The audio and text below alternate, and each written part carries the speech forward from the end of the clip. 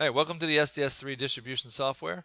This is the tutorial. This is Steve Schwartz. This is a tutorial on how to, once you have a requirement and an offer, how to match them and find the match for that before you quote it. Okay. What you want to do is once you have, and I'll show you here, guys. Once you have a requirement and offer, I'm going to go to my companies and show you these things real quick. I'll type in the Steve's companies. And you're going to notice here on the offer, there'll be an offer of the part number. We're going to call it Steve 30. Today's April 30th. 2013 at 11:48, and then you're going to notice I'm going to go to my requirement company, and you're going to see there's also going to be a requirement for that same part under the requirement tab, the same part number, Steve 30, today's date. Okay. Now, once that's accomplished, what I want you to do is you go to the RFQ Request for Quotes tab at the top, and when this screen comes up, you're going to click on Find Requirements for today's date. You'll notice that the 30 pieces that I'm looking for are right here. Once you find that, you simply click it, highlight it, find a match. Once it finds a matches, you have left the part number search field blank. Are you sure you want to do this? Yes. Okay. If I say yes, it populates it for me.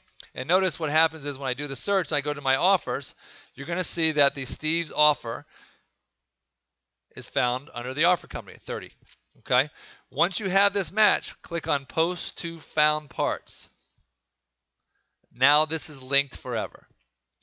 Once you get this, now you can go back to search parts, and you'll notice that you can create a quote from that screen. Oop. Yes, I want to keep that message. Sorry for that. Next thing you want to do is close this screen down when I go to search parts. Okay. Part number, Steve 30. You're going to notice now in the part history, it's also under offers and requirements. When I go to my request for quotes and I click on search, you're going to notice that the screen also shows that the part number was listed here.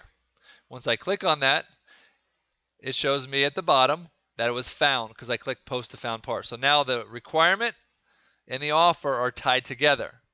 Once I do this, I can also make a quote simply by clicking make a quote, and it will never lose that link. These parts are tied together from the offer and the requirement forever.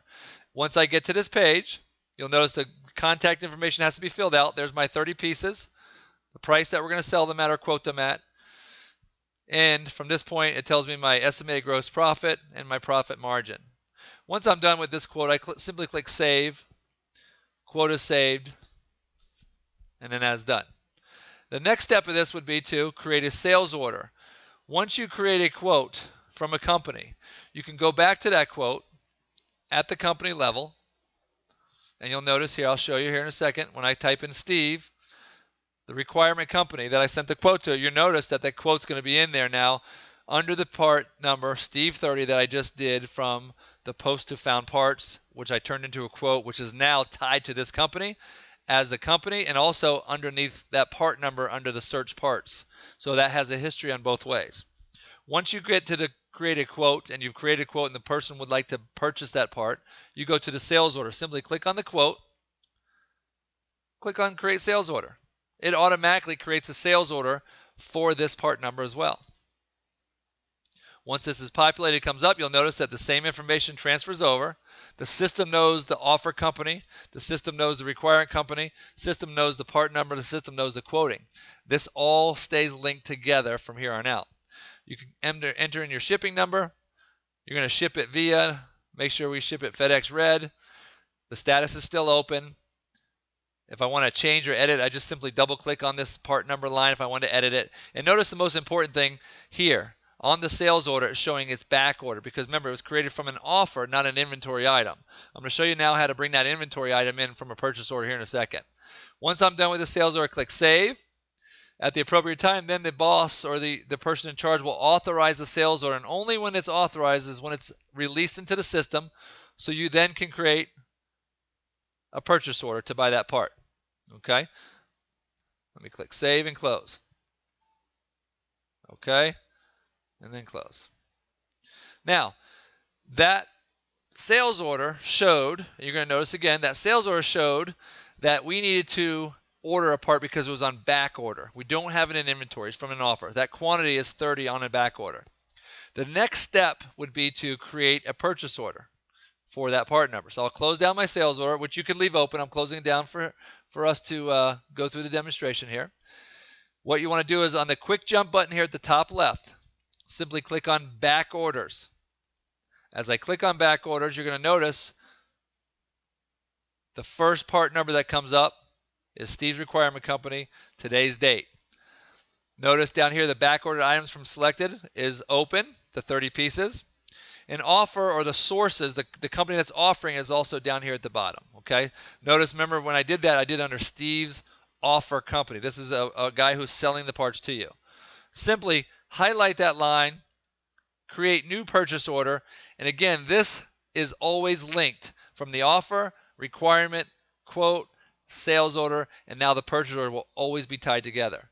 Once this is done, simply fill out your contract number, shipping account information, PO status, COD terms, save. You can even authorize it at this point. Once it's authorized, click save. Now your purchase order is also saved in the system.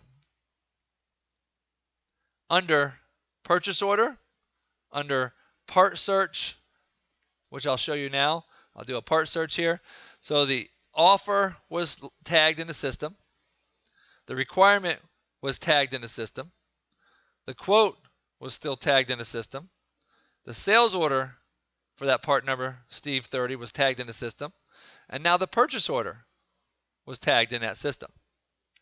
Once I go to my sales order, you're going to notice now, remember it was back ordered. It's going to show now when I click on that sales order, what's going to happen. It went from back ordered to inbound.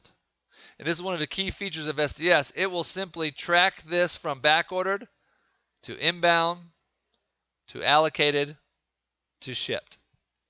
The next step of this process will be to receive. As the purchase order comes in, we're going to go to receive. And there's a couple ways to do this today. Common task here on the left for active requirements will pop up. You can do that way, or you can type it in from the company name. So when the purchase order comes in, the receiving or shipping person in the back will be able to type in Steve Offer Company. Once this comes up, you'll notice there's my offer company and there's the purchase order that we did. Simply receive it in. There we go. Only open POs. Hold on one second here. Okay, scroll down to the bottom. You'll notice my purchase order will be at the bottom, and then I can receive it. Today's 4:30. There's SDS4, Company Administrator. There's my 30 pieces that I'm bringing in. Simply click on this item here. You may double click if you'd like to receive it and open up a inventory checklist or a part search or any of the other features that SDS offers. Once you've done that, click receive. Item's been received is now in your database. When I go back to the sales order, it's going to show you again, let me search. It's going to show you the sales order now went from back ordered, you'll see here, to inbound, to allocated. And that's the process of SDS. That's the unique features of SDS, where on the sales order you can see exactly where the sale is in what stage of the sale that you're in. Finally, the last thing you'll do, obviously with this part number, is we'll go to invoicing. Once you get to invoicing, on the common tasks here, what you'll do is go to today's invoice list. On today's invoice list, you'll notice that that part number that I brought in and I need to send out and ship out to this company is here at the top. It's telling me my sales order item here at the bottom. There's the 30 pieces that we did. There's the contact, the company, due upon receipt, and everything else about the part number is tagged. All I simply do is click on New Invoice. Yes, I want to create a new invoice. And once that's populated, you can make any final changes before you send it out. You can add comments here if you'd like. You have a drop-down terms or things like that where names, thanks. It tells you, again, your net profit as a company. Again, this is internal only. Profit margin, all the good things you need to know, credits, charges, shipping, you name it. And that is how you do an order from the time you have an offer, the requirement, all the way through to the end. And before we go, I will show you one last time what happens to that sales order. Once it's closed, I'm going to do a part lookup. Oh, excuse me, I'm going to go back, sorry, one more time. I'm going to go to the home screen, click on the sales order. Now my sales order that we've had, let me get rid of the Z there. My sales order that we had is the first one. I'll show you that it's Steve.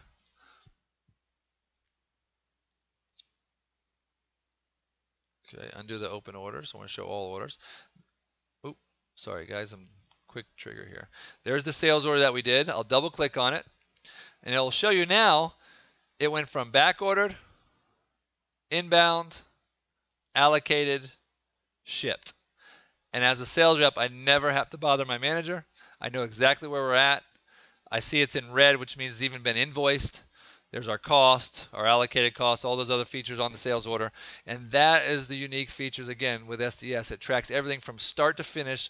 Notice all in one place. I didn't leave my seat, don't have to leave my seat. And that's what makes SDS very unique and a must-have for all businesses doing distribution, inventory management, contact management, and ERP. Thanks for using SDS3.